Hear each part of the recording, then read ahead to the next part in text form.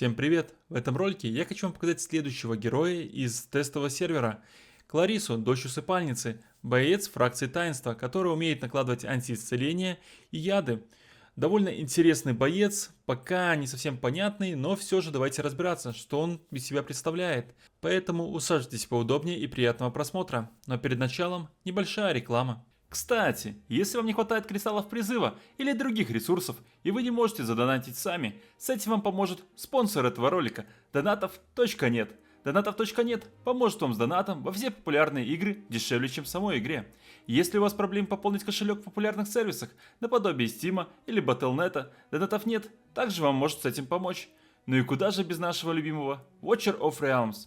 Для этого больше не надо передавать кому-либо свой аккаунт или данные. Достаточно просто выбрать интересующий вас пак, ввести ваш ID и номер сервера и нажать кнопку «Купить», выбрать способ оплаты и готово.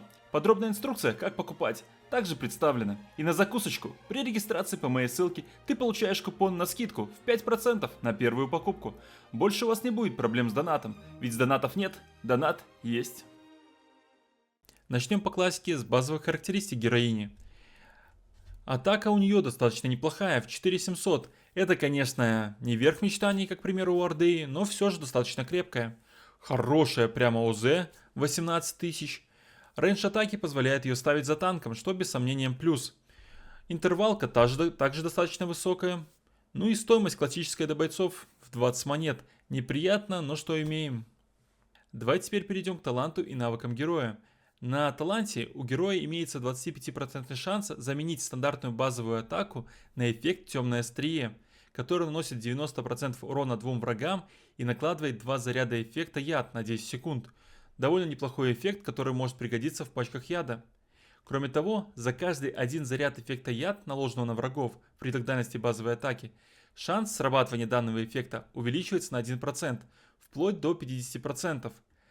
Ну, почему бы и нет? Вместо базовой классической атаки она будет наносить 180% массового урона и накладывать 2 заряда эффекта яд. Приятно, почему бы и нет. Давайте перейдем к навыкам. На базовой атаке герой наносит 120% массы урона 8 врагам. Приятно, ничего не скажешь. Первый пассивный навык – Мертвый оскал. Каждый раз при применении эффекта Темное острие герой получает 2% пробивания на 15 секунд. Данный эффект складывается до 10 раз. То есть, если герой 10 раз использует Темное острие, она получит 20% пробивания на 15 секунд. Приятно. Второй пассивный навык – Некроз. Когда добивающая атака суперспособностью убивает врага, повышает шанс срабатывания эффекта Темное острие на 30% на 10 секунд. Вот как мы видим, все абсолютно навыки героя и талант заточены на этом темном острие и шанс того, что оно вместо базовой атаки сработает. Ультимейт героя – Безумная спираль. При активации сокращает интервал атаки на 30% и увеличивает свою атаку на 30%. Затем совершает одну атаку, нанеся 600% массу урона врагам в пределах дальности. Накладывает на них 5-секундное антиисцеление и казнит цели с ОЗ ниже 30%. Эффект уменьшения интервала атаки и повышения атаки действует 15 секунд после атаки. То есть, вот вы активировали ультимейт, она наносит огромный 600% урон, накладывает антиисцеление и казнит врагов. И после вот этого вот удара на нее вешается 30% повышение интервалки и 30% повышение атаки. Достаточно неплохой навык, стоимость 800, что показывает, что использовать она будет его довольно часто. Вот такие вот навыки героя. То есть ее вот базовая атака и две пассивки, заточенные под темное острие. А ультимейт это просто огромная тычка, которая просто казнит врагов, накладывает антиисцеление и дает ей бафы, уменьшающие ее интервалку и повышает атаку. Пока толком непонятно, куда данного героя использовать, но мы чуть-чуть позже с этим разберемся. Для начала давайте посмотрим на пробуды данного героя. Первая пробуда. Во время действия ульты эффект темное острие накладывает эффект антиисцеления на цели, которым он наносит урон.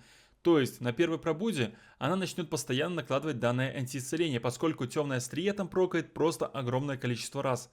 Это без сомнения полезно, особенно на первом рейде. Вторая пробуда классическая, 300 атаки. Третья пробуда. После окончания действия эффекта Безумная спираль также наносит одну добивающую атаку. То есть Вот вы использовали ее суперспособность, она нанесла вот эту добивающую атаку, нанесла 600% урона, наложила антиисцеление, казнила врагов, потом идет 15 секунд бафы, и когда они вот завершаются, она наносит еще один вот этот удар, который также накладывает антиисцеление, наносит 600% урона и казнит врагов. Вот эта пробуда очень важная, но вот достигнуть ее достаточно проблематично. Четвертая пробуда также классика, 8% пробивания. Ну и пятое.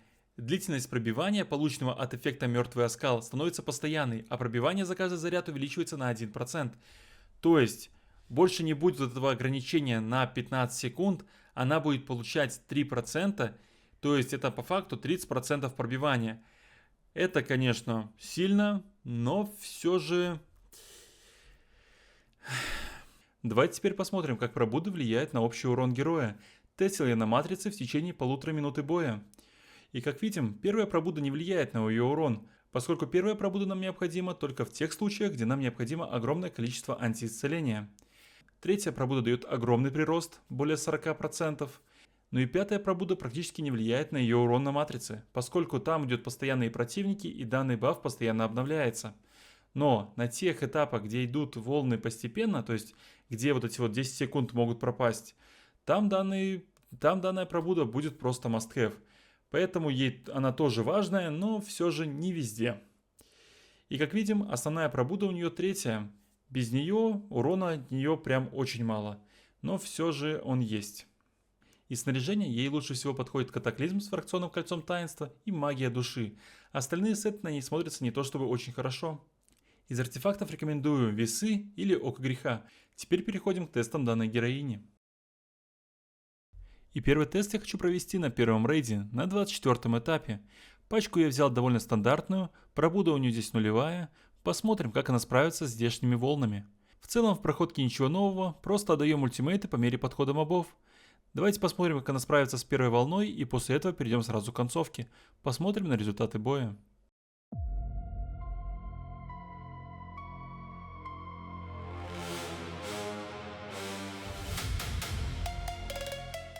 Увы, но пройти этап данной пачкой я не смог. Наверное, если бы я взял сюда условно какую-нибудь Неджу, возможно, чуть посильнее ДДшников, данный этап бы прошелся. Давайте посмотрим на урон. И как видим, урон у нее, дай боже. Конкретно цифры урона она выдает классные, поэтому если взять чуть-чуть другую пачку, сменить лидеров на более достойных, мне кажется, данный этап можно пройти. Давайте теперь посмотрим, как она себя покажет на пятой пробуде. И перейдем сразу к концовке, потому что ничего в целом здесь не меняется.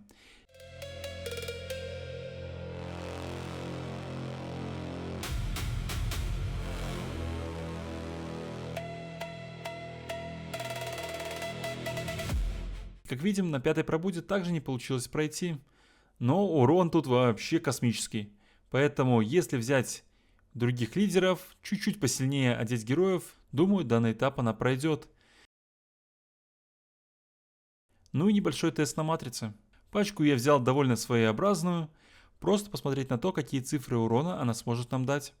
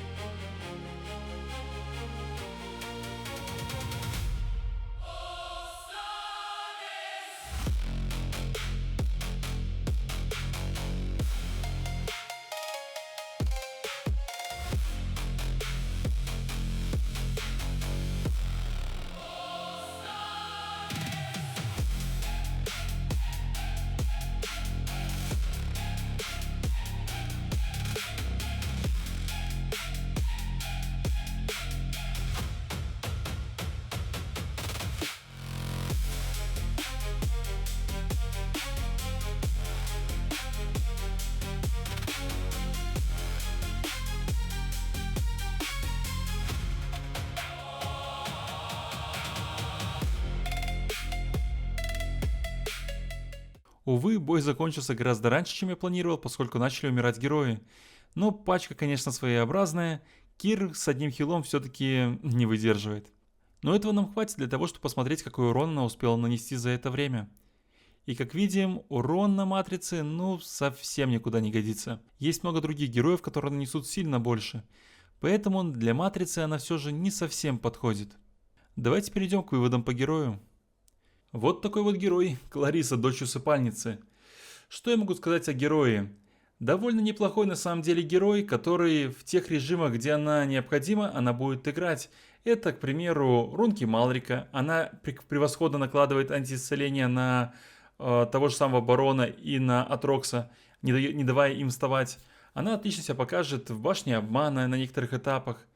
В целом используемый герой, но в довольно-таки узком направлении.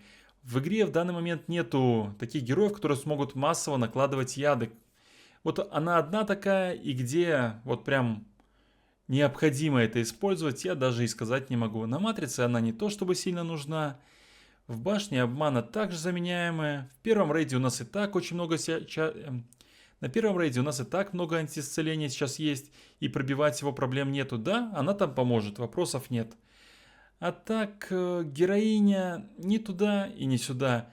В целом может пригодиться, поэтому вытаскивать ее, я бы сказал, не будет лишним. Но все же и пропускать ее также можно. Упадет так упадет, не упадет так не упадет. Как-то так. Оценку данной героини я бы поставил 5-6 из 10. Скорее 6, поскольку где она будет необходима, она будет играть. У нее классное антиисцеление, у нее есть казнь, неплохой массовый урон и яды. Возможно, где-то, когда-нибудь в будущем она заиграет еще как. Поэтому пишите в комментариях, как вам данная героиня.